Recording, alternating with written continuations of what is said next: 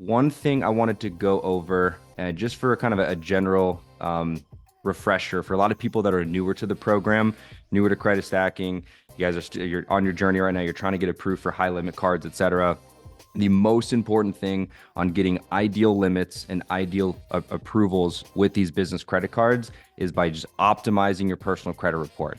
You have to be so strategic on every single move you make on your personal credit report. So specifically, like one of the easiest ways people just make huge mistakes is they don't apply for the right personal credit cards.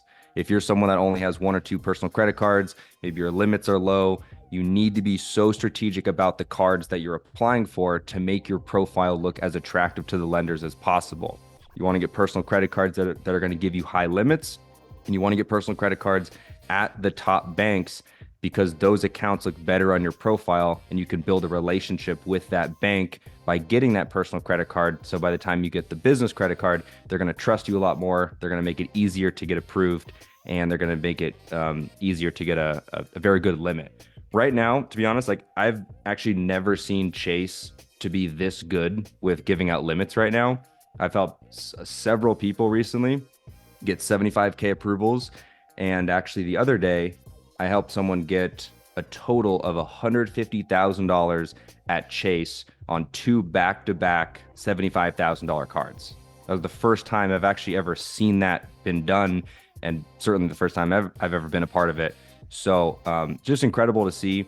He did have a previous relationship with Chase, which certainly helps. I've talked about a lot. The relationship is very, very important, specifically most important at Chase and Bank of America. If you guys want to be, you want to be making sure you're doing your business operations at Bank of America or Chase. It is a game changer when you have that banking relationship solidified with those two banks. And another thing to reflect on a crazy win like that is the amount of accounts that person had, the collective limits, the average age on the report, and actually the nature of business. It was sports. It was honestly not even a low risk business. It was not.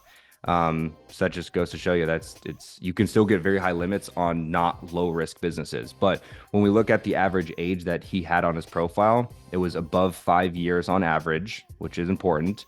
He had about $60,000 in collective personal credit limits on primary credit cards, which again is so important to build those collective limits up. And then I think he had about six or so personal primary credit cards. Just to give you guys some data points on that.